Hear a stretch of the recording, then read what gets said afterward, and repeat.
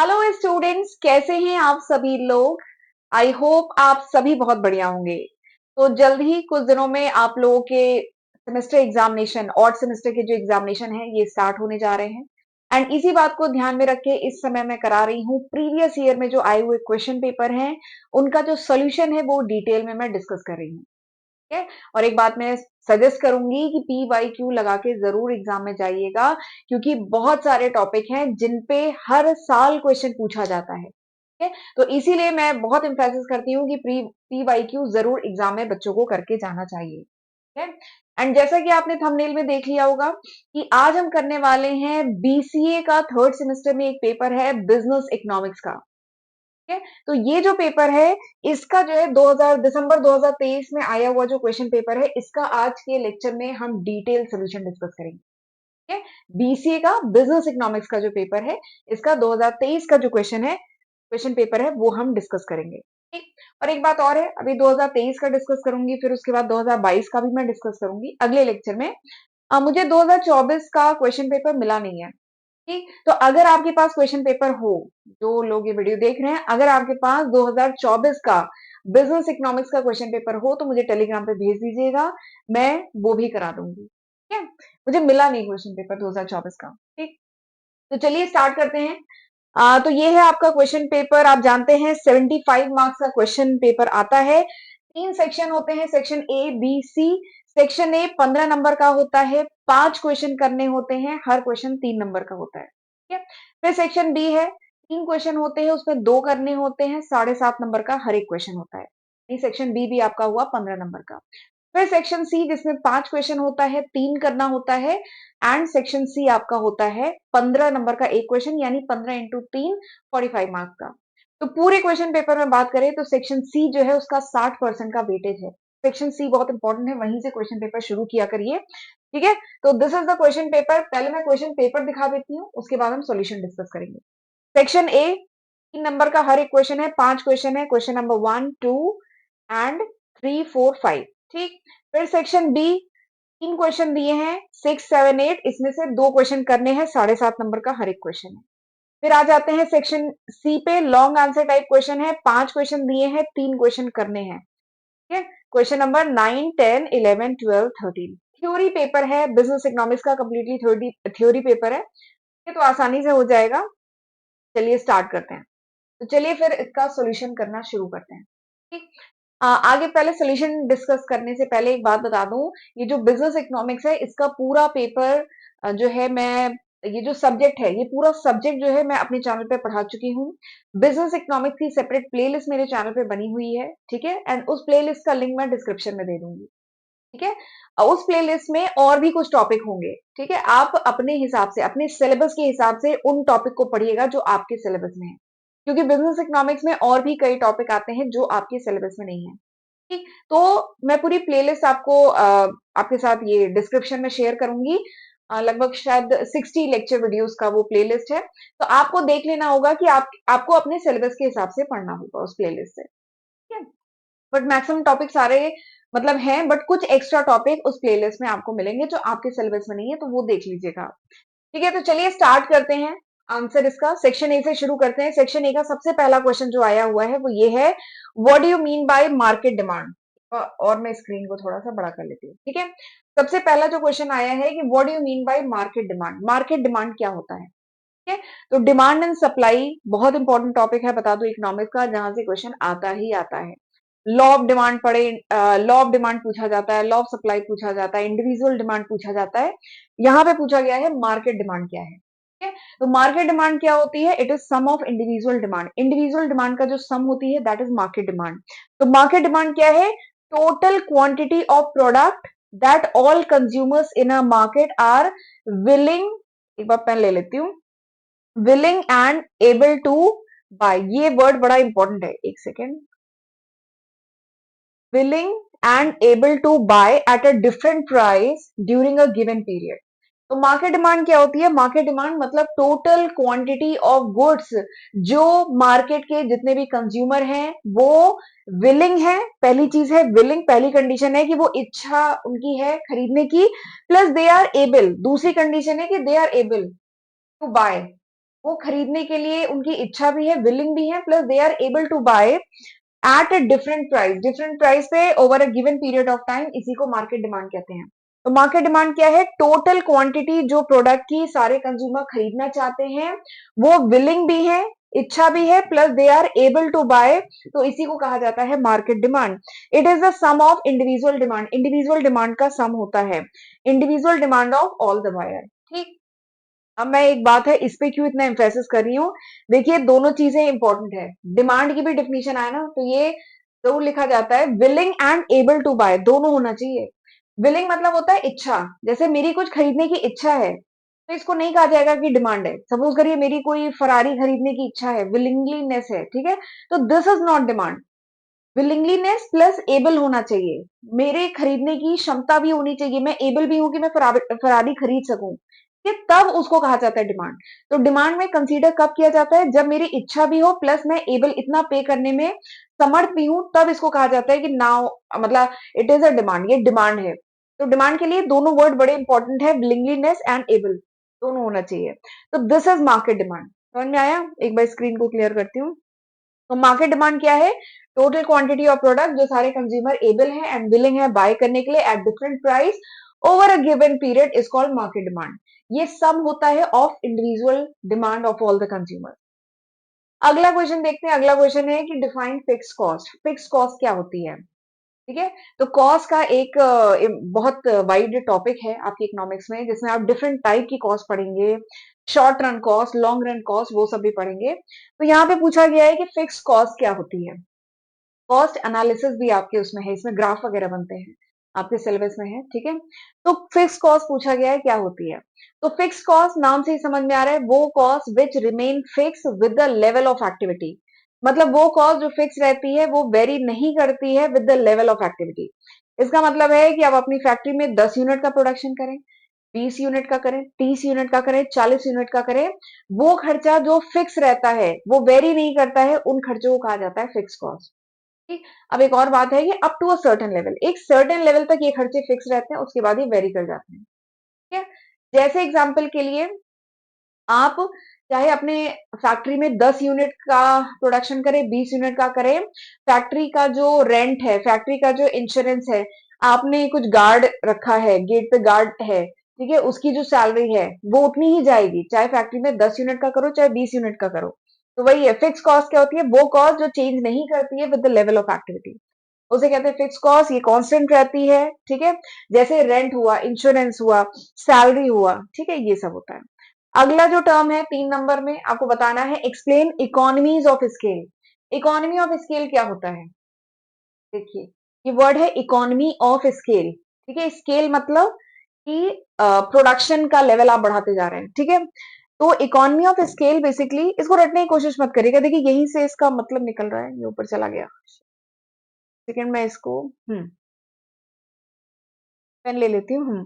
देखिए ये क्या है, economy of scale. Economy of scale का मतलब क्या है कि स्केल ऑफ प्रोडक्शन बढ़ाते जाएं, ताकि क्या हो, इकोन हमें इकोनॉमिकल पड़े। इकोनॉमिकल पड़े, इसका क्या मतलब है कि पर यूनिट कॉस्ट कम हो। ठीक है। तो इसी को कहा जाता है इकोनॉमी ऑफ स्केल। इस इकोनॉमी ऑफ स्केल में क्या होता है कि हम जैसे जैसे अपना प्रोडक्शन बढ़ाते जाते हैं, फैक्ट्री में जैसे जैसे प्रोडक्शन बढ़ाते जाते हैं, क्या होता है, per unit cost of product क्या पड़ता है, सस्ता पड़ता है ना।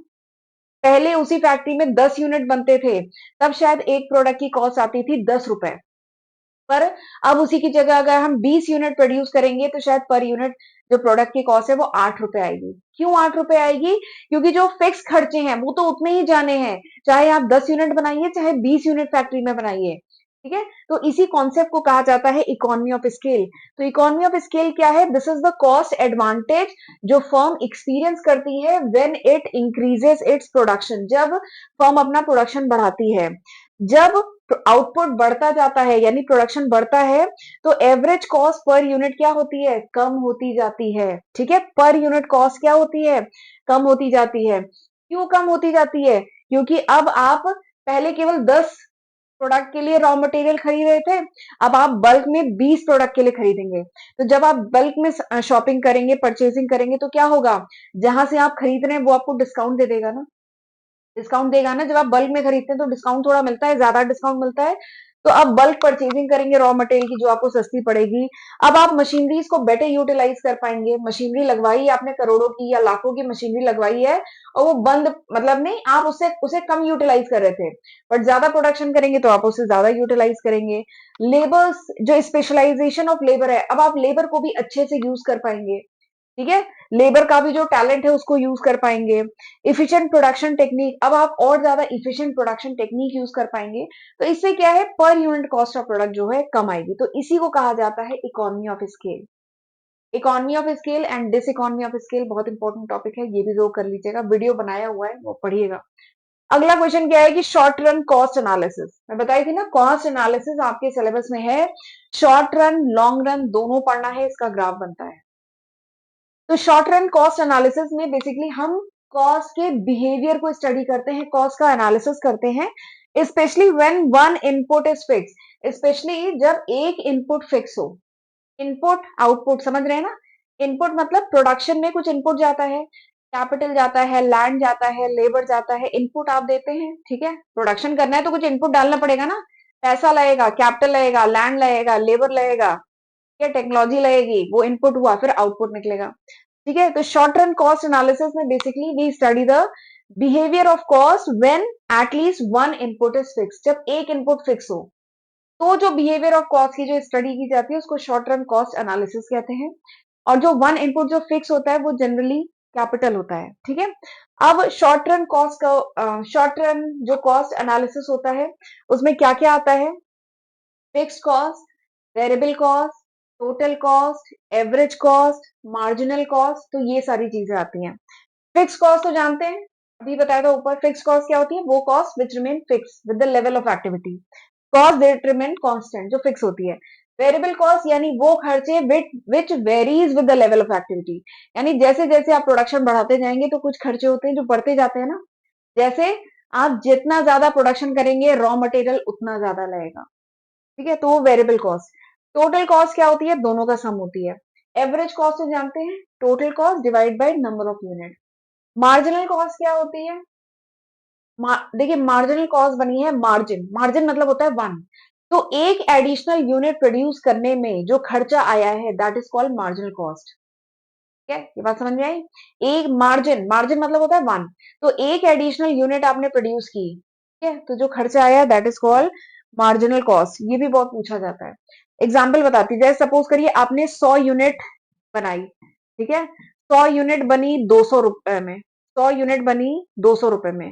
फिर आपने 101 यूनिट बनाई, तो 101 यूनिट बनी आपकी 215 रुपए में। तो आप देख रहे हैं, तो एक एडिशनल यूनिट बनाने में जो कॉस्ट में चेंज आया that is called marginal cost. तो मार्जिनल कॉस्ट यहाँ पे क्या है, 15 रुपए। तो आपने एक एडिशनल यूनिट बनाई, तो इससे टोटल कॉस्ट में कितना चेंज आया, 15 रुपए का, तो मार्जिनल कॉस्ट है 15 रुपए। ठीक, तो इस तरीके से निकालते हैं। अगला क्वेश्चन क्या है 3 नंबर में कि व्हाट इज एफडीआई। एफडीआई क्या है and how it is different from FPI. तो एफडीआई और एफपीआई में 2023 में भी क्वेश्चन आया है, 2022 में भी क्वेश्चन आया है, ये भी एक इंपॉर्टेंट टॉपिक है। एफडीआई क्या होता है, फॉरेन डायरेक्ट इन्वेस्टमेंट। ठीक है, अगर बाहर की कंपनी इंडिया, एग्जाम्पल लेते हैं, बाहर की कंपनी इंडिया में आके अपना प्लांट सेटअप कर रही है, ठीक है, कोई कंपनी खरीद रही है, ठीक, तो इसको कहते हैं फॉरेन डायरेक्ट इन्वेस्टमेंट, यानी बाहर की कंपनी, बेसिकली फॉरेन, चाहे इंडिया की कंपनी बाहर करे या कोई एक कंट्री की कंपनी दूसरी कंट्री में इन्वेस्टमेंट करे। मैं एग्जांपल केवल ये लेके चल रही हूँ। ठीक है, तो एफडीआई क्या है, फॉरेन डायरेक्ट इन्वेस्टमेंट, यानी बाहर की कंट्री की कोई कंपनी इंडिया में आके कोई प्लांट खरीद ले, कोई कंपनी खरीद ले, तो इसको कहते हैं एफडीआई, ये फॉरेन डायरेक्ट इन्वेस्टमेंट है। ठीक है, लेकिन एफपीआई क्या होता है, फॉरेन पोर्टफोलियो इन्वेस्टमेंट। इसमें क्या है, बाहर की कोई कंट्री का, चाहे कोई इंडिविजुअल हो, चाहे कोई कंपनी हो, वो इंडिया की किसी कंपनी के शेयर खरीद ले, डिबेंचर खरीद ले, बॉन्ड खरीद ले, तो इसको कहते हैं एफपीआई। उसने पूरी कंपनी नहीं खरीदी, उसके शेयर खरीदे हैं, डिबेंचर खरीदे हैं, बॉन्ड खरीदे हैं, तो इसको कहते हैं एफपीआई। दोनों में डिफरेंस होता है। एफडीआई देखिए लिखा है, investment made by a foreign company और individual in a productive asset of another country. एक कंट्री का कोई इंडिविजुअल या कंपनी दूसरी कंट्री में कोई कोई प्रोडक्टिव एसेट खरीदे, तो उसको कहा जाता है एफडीआई। जैसे कोई फैक्ट्री खरीद लिया, मशीनरी खरीद लिया, कोई बिजनेस पूरा खरीद लिया, तो इससे क्या होता है, ओनरशिप मिल जाती है। बाहर की किसी कंपनी ने हमारे यहाँ की कोई कंपनी पूरी खरीद ली, ठीक है, या अपनी कंपनी यहाँ सेटअप कर दी, तो क्या हुआ, उनका बिजनेस है, ओनरशिप उनकी है, पूरा कंट्रोल उनका है। ठीक, ये हो जाएगा ना। और एफपीआई क्या है, फॉरेन पोर्टफोलियो इन्वेस्टमेंट। इसमें क्या होता है, केवल फाइनेंशियल एसेट खरीदे जाते हैं। हमने यहाँ से, हमारी इधर की कंपनी ने बाहर की किसी कंपनी के बॉन्ड खरीद लिए, शेयर खरीद लिए, डिबेंचर खरीद लिए, तो दैट इज एफपीआई। फॉरेन में अपना पोर्टफोलियो बिल्ड किया, पोर्टफोलियो खरीदा, शेयर वगैरह खरीदे, तो इन्वेस्टमेंट इन फॉरेन एसेट, जैसे शेयर, बॉन्ड, सिक्योरिटी खरीदी। ठीक है, अब इससे क्या होगा, पूरा बिजनेस पे कंट्रोल नहीं होगा। अगर बाहर की कोई कंपनी हमारे यहाँ की कंपनी के शेयर वगैरह खरीदती है, तो पूरा कंट्रोल नहीं होगा। ये हिस्सेदारी मिलेगी, शेयर खरीदा है तो हिस्सेदारी मिलेगी, लेकिन पूरा कंट्रोल नहीं होता है बिजनेस पे। ठीक, तो ये एफपीआई और एफडीआई में डिफरेंस है। तो एफडीआई में किसमें इन्वेस्टमेंट होता है, रियल एसेट में, जैसे फैक्ट्री हुआ, लैंड हुआ, ये खरीदा जाता है। जबकि एफपीआई में फाइनेंशियल एसेट्स जैसे शेयर, बॉन्ड, डिवेंचर, ये सब खरीदा जाता है। एफडीआई में क्या होता है, पूरा मैनेजरियल कंट्रोल, आपने पूरी कंपनी खरीद ली ना, पूरा कंट्रोल आपका। जबकि एफपीआई में इतना कंट्रोल नहीं होता है, नो कंट्रोल। ठीक है, एफडीआई क्या है, लॉन्ग टर्म के लिए। हम कहीं पे अपना प्लांट सेटअप करेंगे तो हम लंबे समय के लिए देख रहे हैं ना, हम लॉन्ग टर्म में काम करने का सोच रहे हैं, और यहाँ पे स्टेबिलिटी होती है। जबकि एफपीआई क्या है, शॉर्ट रन। मैंने कहीं के शेयर खरीदे, शायद मेरा मन नहीं है, मैं 1 महीने बाद बेच दूं। ठीक है, तो शॉर्ट रन के लिए होता है, वोलेटाइल होता है। एफडीआई में रिस्क कम होता है, एफपीआई में रिस्क हायर होता है। ठीक है, तो ये था सेक्शन ए। आ जाइए सेक्शन बी पे। सेक्शन बी पे 3 क्वेश्चन है। पहला क्वेश्चन जो आया है वो आया है टॉपिक ट्रिप्स, TRIPS, ट्रिप्स। सबसे पहले तो इसमें क्वेश्चन क्या है कि give the essential requirement of trips. 7.5 number का क्वेश्चन है, तो सबसे पहले एसेंशियल रिक्वायरमेंट तो बाद में बताइएगा, पहले ट्रिप्स क्या होता है ये सब आप डिटेल में बताएं। ठीक है, मैंने यहाँ पे बहुत डिटेल में नहीं लिखा है क्योंकि इन सब पे वीडियो मैं बनाई हुई हूँ। आप वीडियो में और डिटेल में, क्योंकि यही क्वेश्चन शॉर्ट में भी आ सकते हैं, लॉन्ग में भी आ सकते हैं। ठीक है, तो इसीलिए आप वीडियो रेफर करिएगा, तो वहां पे आपको मैंने डिटेल में बताया है, तो जितनी की रिक्वायरमेंट हो उतना लिखिएगा। ठीक है, सबसे पहले तो आप एक्सप्लेन करेंगे व्हाट इज ट्रिप्स। ट्रिप्स होता क्या है, तो ट्रिप्स का फुल फॉर्म है trade related aspect of intellectual property right. ठीक है, this is the full form of trips. और ये होता क्या है, this is an international agreement. ये एक तरीके का इंटरनेशनल अग्रीमेंट है अंडर डब्ल्यूटीओ। डब्ल्यूटीओ के तहत, डब्ल्यूटीओ के जो मेंबर्स हैं उनके बीच में क्या होता है, एक तरीके का इंटरनेशनल अग्रीमेंट होता है। एंड ट्रिप्स में बेसिकली क्या किया गया है, ट्रिप्स में एक गाइडलाइन या कह लीजिए सेट ऑफ स्टैंडर्ड तय किया गया है, गाइडलाइन तय की गई है रिलेटेड विद, इसका जो नाम है related with intellectual property right. ठीक है, इंटेलेक्चुअल प्रॉपर्टी राइट से रिलेटेड कुछ गाइडलाइन, कुछ सेट ऑफ स्टैंडर्ड तय किए गए हैं इस अग्रीमेंट के तहत। और इसमें डब्ल्यूटीओ के जितने मेंबर होते हैं उन्हें वो मानना होता है। इंडिया भी डब्ल्यूटीओ का मेंबर है। ठीक है, इंटेलेक्चुअल प्रॉपर्टी राइट मतलब समझ रहे हैं ना, जो पेटेंट हुआ, कॉपीराइट हुआ, ठीक है, पेटेंट, कॉपीराइट, और आपका जो जीआई होता है, ज्योग्राफिकल इंडिकेशन, वो, तो ये सब आते हैं इंटेलेक्चुअल प्रॉपर्टी राइट के तहत। तो इंटेलेक्चुअल प्रॉपर्टी राइट्स को प्रोटेक्ट करने के पर्पज से ये अग्रीमेंट बनाया गया है। ठीक है, एंड स्पेशली मेडिसिन वगैरह, सपोज करिए ये पेटेंट या कॉपीराइट था किसी एक कंट्री का, किसी इंडिविजुअल का था, बट किसी दूसरी कंट्री ने उस पर क्लेम कर दिया, तो इस टाइप के डिस्प्यूट होते हैं, तो ये ट्रिप्स में गाइडलाइन इसके रिगार्डिंग बनी हुई है। एंड वो डब्ल्यूटीओ के जितने मेंबर है उन्हें वो गाइडलाइन फॉलो करनी होती है। तो ट्रिप्स बेसिकली क्यों आया था, टू प्रोटेक्ट द आईपीआर। ये जो इंटेलेक्चुअल प्रॉपर्टी राइट है इसको प्रोटेक्ट करने के पर्पज से ट्रिप्स आया था। ठीक है, ये एक तरीके का इंटरनेशनल अग्रीमेंट है among the WTO member. And इसकी कुछ ये एसेंशियल रिक्वायरमेंट्स है, एक बार इसको रीड कर लीजिए। पहली है, मिनिमम स्टैंडर्ड होना चाहिए आईपी प्रोटेक्शन का, patent protection, national treatment, most favoured nation treatment, enforcement measure, dispute settlement. ठीक है, डिटेल में वीडियो में पढ़ाया है, वहां से पढ़िएगा। अगला क्वेश्चन क्या है, what are the theories of inflation. Inflation पे भी बहुत क्वेश्चन आता है। इन्फ्लेशन तो जानते हैं, महंगाई। ठीक है, महंगाई मतलब क्या है, कॉन्टिन्यूअस जो प्रोडक्ट की प्राइसेस राइज कर रही हैं, ठीक है, and value of money fall कर रही है, this is called inflation. Inflation क्या होता है? प्रोडक्ट की प्राइसेस जो बढ़ती जा रही हैं। पिछले साल जो 100 रुपए का सामान था, आज भी क्या वो 100 रुपए का है ना? थोड़ा सा बढ़ गया है। तो वही इन्फ्लेशन क्या है? Rise in price of product, product की प्राइस जो बढ़ रही है एंड वैल्यू ऑफ मनी घट रही है, पैसे की कीमत घट रही है, वैल्यू ऑफ मनी जो घट रही है, इसी को कहा जाता है इन्फ्लेशन। तो इन्फ्लेशन क्या है? Continuous and sustain rise in general price level of goods and service over a period of time. This is inflation. Inflation में क्या होता है? Prices are rising and value of money is falling, पैसे की कीमत घट रही है। ठीक है। अगर थ्योरीज ऑफ इन्फ्लेशन की बात करें तो ये 5 इंपॉर्टेंट थ्योरी है। ये 3 नंबर में ही पूछी जाती है, 15 नंबर में भी। तो ये आपको कॉन्सेप्ट अच्छे से आना चाहिए। जितनी की रिक्वायरमेंट हो उतना लिखिएगा। पहली थ्योरी क्या है? Demand pull inflation. ठीक है। डिमांड पुल, पुल मतलब खींचना। डिमांड पुल इन्फ्लेशन क्या कहता है कि डिमांड इतनी, कभी कभार होता है कि डिमांड बहुत ज्यादा बढ़ गई as compare with supply. Supply के कंपेयर में डिमांड इतनी ज्यादा बढ़ गई जिसकी वजह से प्राइस बढ़ जाती है। कुछ प्रोडक्ट होते हैं ना जिनकी डिमांड इतनी ज्यादा बढ़ गई जिसकी वजह से प्राइस बढ़ जाती है। ये कोविड के टाइम एक इंजेक्शन नहीं था, उसकी क्या थी? डिमांड इतनी बढ़ गई थी पर सप्लाई इतनी थी नहीं, डिमांड इतनी बढ़ गई जिसकी वजह से उसकी प्राइस बहुत राइज हो गई थी। तो वही क्या है? डिमांड पुल इन, वैसे उसके दूसरे रीजन भी थे, ब्लैक मार्केटिंग हो रही थी, स्टॉकिंग हो रही थी, ये इसकी वजह से भी हुआ था। तो थ्योरी ऑफ इन्फ्लेशन में पहला क्या है? डिमांड पुल इन्फ्लेशन, यानी डिमांड पुल करती है यानी खींचती है इसको, प्राइस को, यानी डिमांड इतनी बढ़ गई जिसकी वजह से प्राइस बढ़ गई। तो when aggregate demand exceeds aggregate supply leading to a rise in price, यानी अगर डिमांड बढ़ जाए सप्लाई से तो क्या होता है? तो भी प्राइस बढ़ती है। तो ये एक पहली थ्योरी है। दूसरा क्या है? कॉस्ट पुश इन्फ्लेशन, यानी कॉस्ट पुश करती है। अगर कॉस्ट ज्यादा होगी तो भी तो प्रोडक्ट की प्राइस ज्यादा हो जाएगी ना। अगर आपको सामान ही महंगे में बन रहा है, जो कॉस्ट ऑफ प्रोडक्शन है सामान महंगे में बन रहा है, तो क्या होगा? उसकी प्राइस तो ऑटोमेटिकली ज्यादा हो जाएगी ना। तो वही है cost push inflation. This is caused by increase in production cost, wages, raw material, fuel and it is pushing price. ठीक है। अगला क्या है? मॉनेटरी थ्योरी या क्यूटीएम, क्वांटिटी थ्योरी ऑफ मनी। क्यूटीएम इसको कहते हैं, क्वांटिटी थ्योरी ऑफ मनी।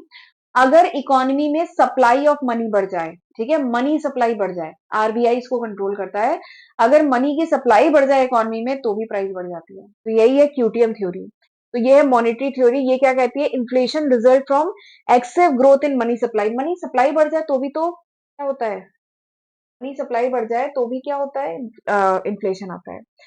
अगला क्या है? Structural inflation. स्ट्रक्चरल इन्फ्लेशन का क्या मतलब है कि structural rigidity in the economy. Economy में स्ट्रक्चरल रिजिडिटी है, इसका मतलब क्या है कि इंफ्रास्ट्रक्चर बहुत अच्छा नहीं है, सप्लाई में बहुत दिक्कतें हैं, तो इसकी वजह से क्या है? सप्लाई नहीं पहुंच रही है तो डिमांड बढ़ेगी, डिमांड बढ़ेगी, प्राइस बढ़ेगी।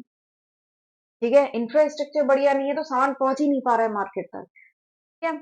अगला क्या है? बिल्ट इन या कह लीजिए वेज प्राइस स्पाइरल। देखिए जैसे जैसे वेज, ये एक तरीके का सर्किल है।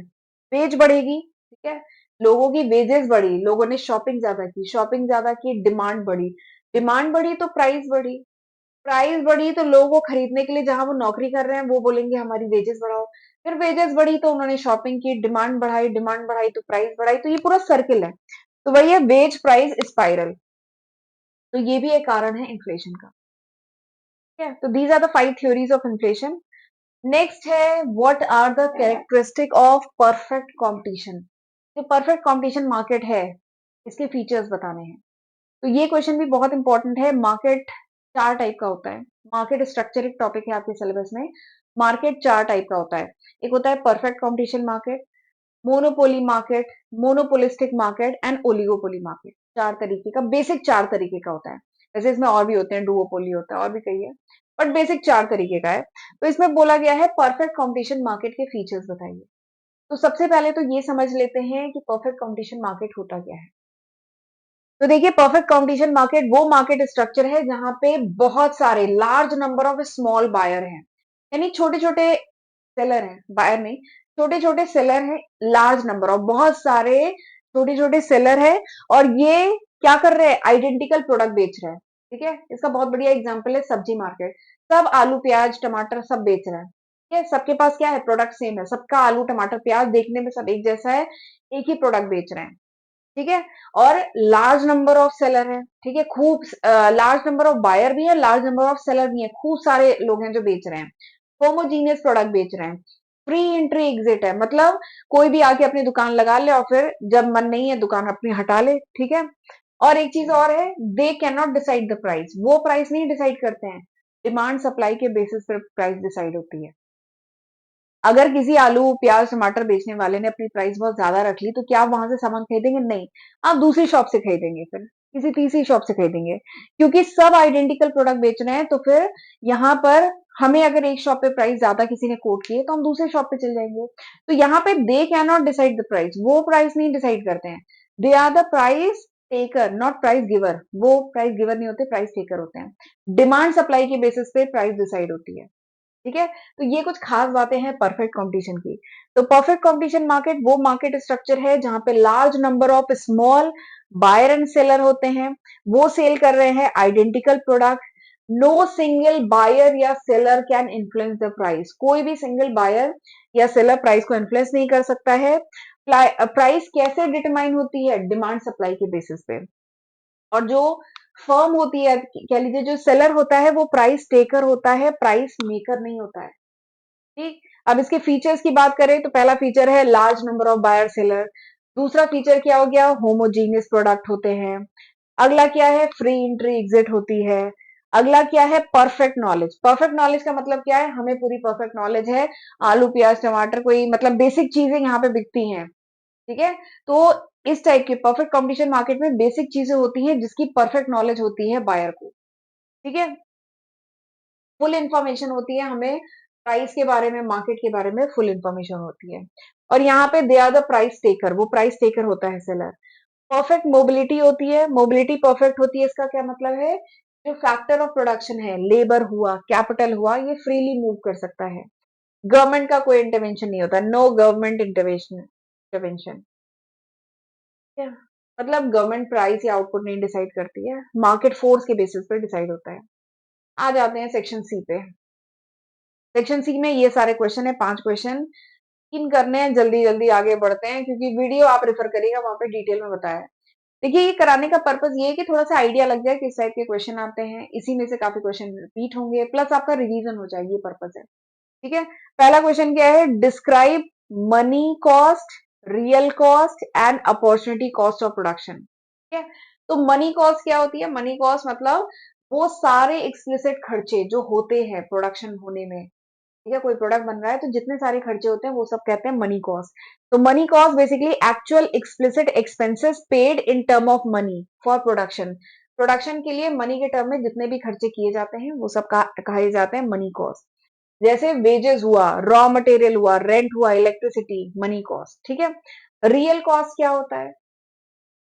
लेबर्स जो भी कह लीजिए पेन ले रहे हैं, जो एफर्ट कर रहे हैं, ठीक है, सबको रियल कॉस्ट कहा जाता है। रियल कॉस्ट मतलब जो भी पेन है, एफर्ट है, जो भी सेक्रीफाइस इन्वॉल्व है in the production of goods and services, goods को प्रोड्यूस करने या सर्विस रेंडर करने में जो भी सेक्रीफाइस वगैरह करने पड़े, जो मेहनत करनी पड़ रही है, वो सब रियल कॉस्ट है, ठीक है।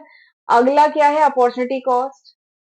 अच्छा, अपॉर्चुनिटी कॉस्ट बहुत इंपॉर्टेंट है, अपॉर्चुनिटी कॉस्ट पे बहुत क्वेश्चन पूछे जाते हैं। अपॉर्चुनिटी कॉस्ट बेसिकली क्या होती है? It is the cost of next best alternative which is foregone, ठीक है। यानी दूसरा बेस्ट ऑल्टरनेटिव जिसे आप फॉरगॉन कर रहे हैं, जाने दे रहे हैं, उसकी जो कॉस्ट होती है ना, that is called opportunity. Example लेते हैं, एक फार्मर है, उसके पास एक लैंड है, अब उस लैंड पे चाहे तो वो गेहूं बो सकता है, चाहे चावल बो सकता है, ठीक है। चावल की खेती कर सकता है या गेहूं की खेती कर सकता है, यही एग्जाम्पल यहाँ लिखा है, तो मैं ये बता रही हूँ।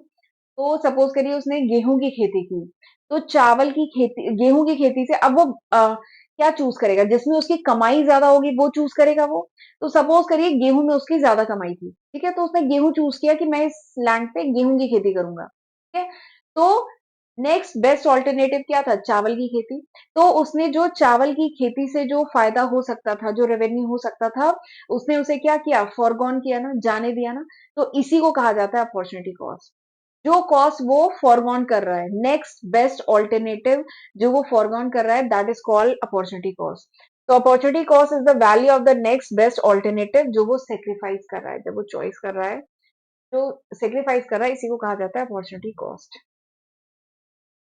अगला क्वेश्चन है ये, what are the themes of new fiscal policy? New fiscal policy की थीम बताइए, बेसिकली फीचर्स बताइए इसके, ठीक है।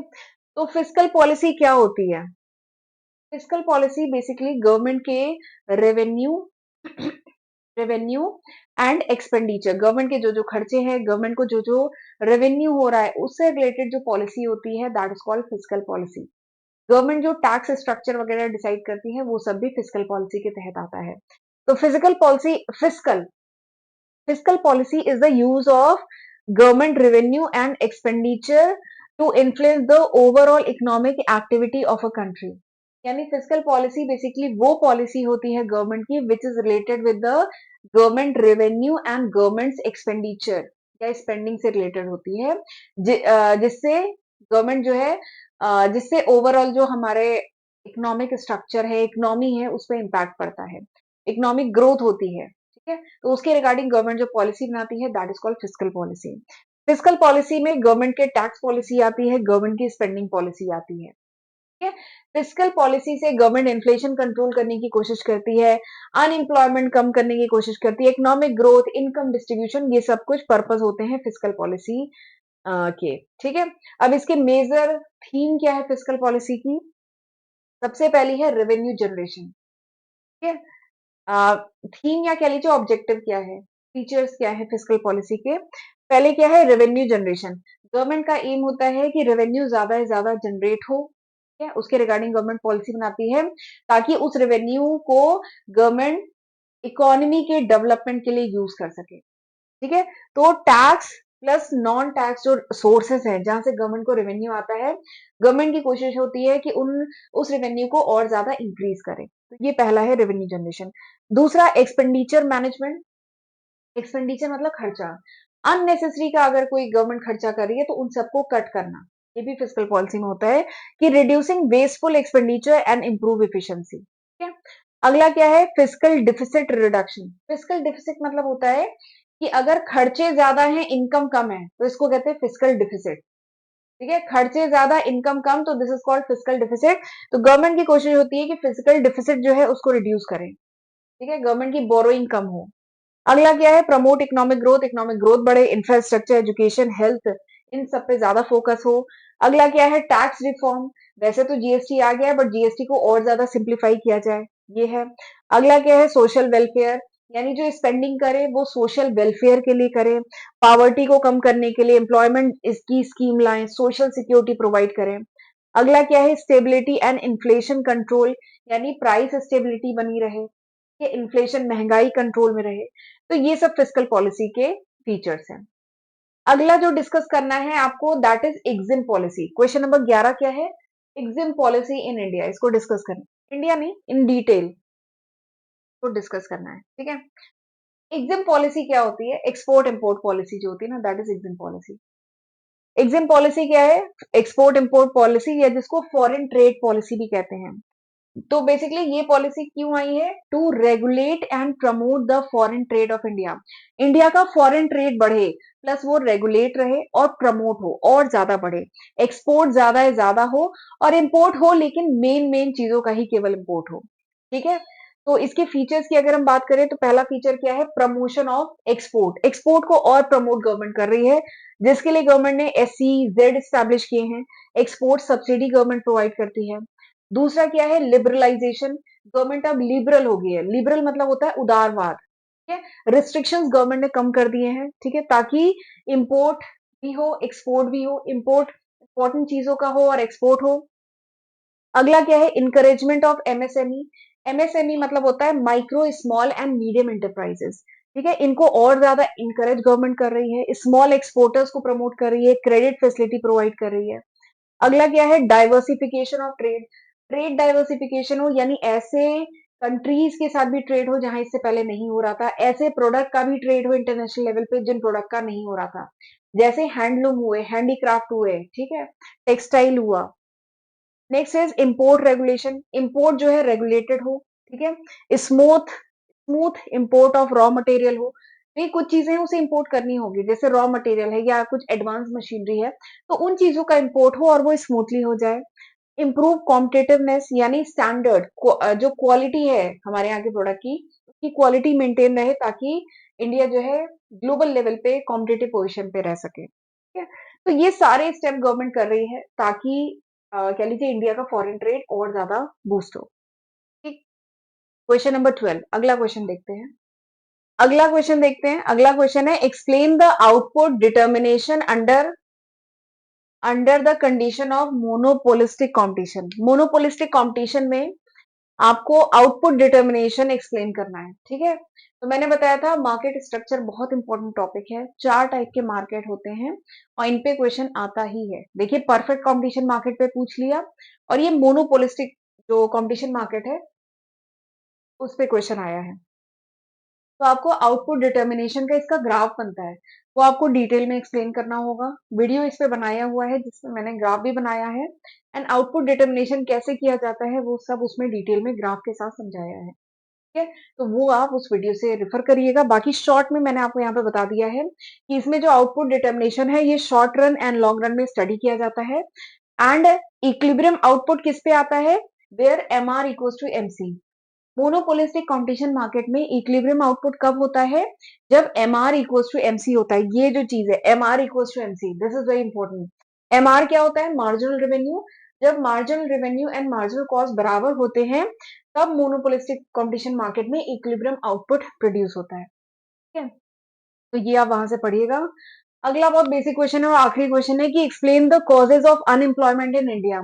इंडिया में जो बेरोजगारी है उसका कारण बताइए, व्हाट आर द मेजर्स, और what measures would you suggest for removing unemployment.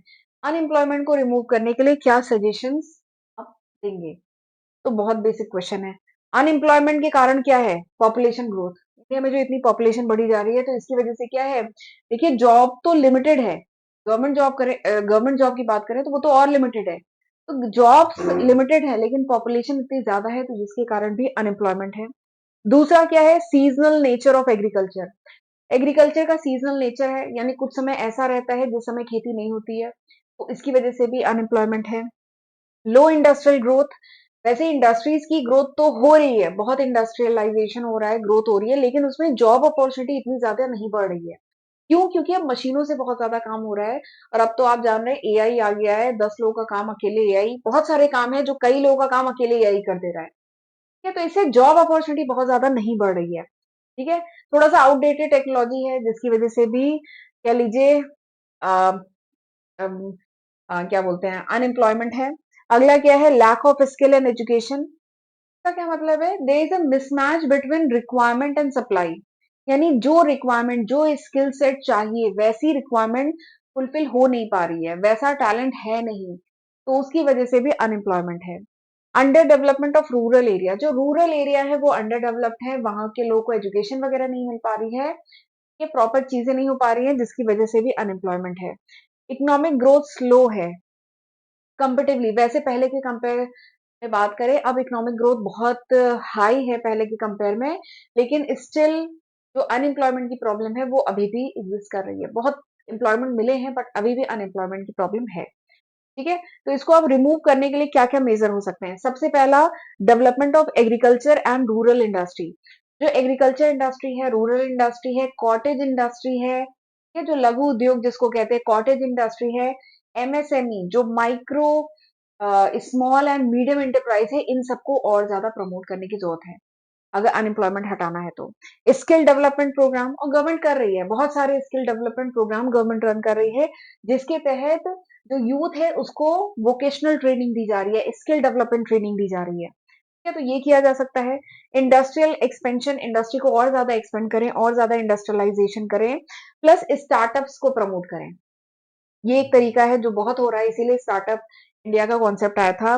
Loan easily provide करें, माइक्रो फाइनेंस प्रोवाइड करें। ठीक है, अगला क्या है, गवर्नमेंट एम्प्लॉयमेंट स्कीम। गवर्नमेंट भी बहुत सारे एम्प्लॉयमेंट की स्कीम चला रही है जैसे मनरेगा, और भी बहुत सारे स्कीम चला रही है जो गारंटीड एम्प्लॉयमेंट प्रोवाइड करता है। एंड और क्या किया जा सकता है, पॉपुलेशन कंट्रोल। ठीक है, चाहे जितनी ज्यादा आप जॉब क्रिएट कर दो लेकिन अगर पॉपुलेशन उससे ज्यादा है तो हमेशा एक गैप बना रहेगा, तो पॉपुलेशन कंट्रोल करने की भी जरूरत है। इसके लिए फैमिली प्लानिंग की अवेयरनेस ये सब लोगों को दी जानी चाहिए। This was the last question of your question paper. बहुत इजी बेसिक क्वेश्चन था, ठीक है। तो ये था पूरा क्वेश्चन पेपर था बीसीए थर्ड सेमेस्टर में जो बिजनेस इकोनॉमिक्स का पेपर है। 2023 का क्वेश्चन पेपर मैंने डिस्कस किया है। 2024 का अगर आपके पास हो तो प्लीज मुझे भेजिएगा टेलीग्राम पे, ठीक है। तो चलिए फिर आज का लेक्चर मैं यहीं पे वाइंड अप करती हूँ। आई होप आपको ये लेक्चर अच्छा लगा होगा। तो प्लीज जरूर मुझे कमेंट सेक्शन में बताइएगा ये लेक्चर वीडियो आपको कैसा लगा। तो चलिए मिलते हैं अगले लेक्चर वीडियो में, तब तक अपना ध्यान रखिएगा। God bless you.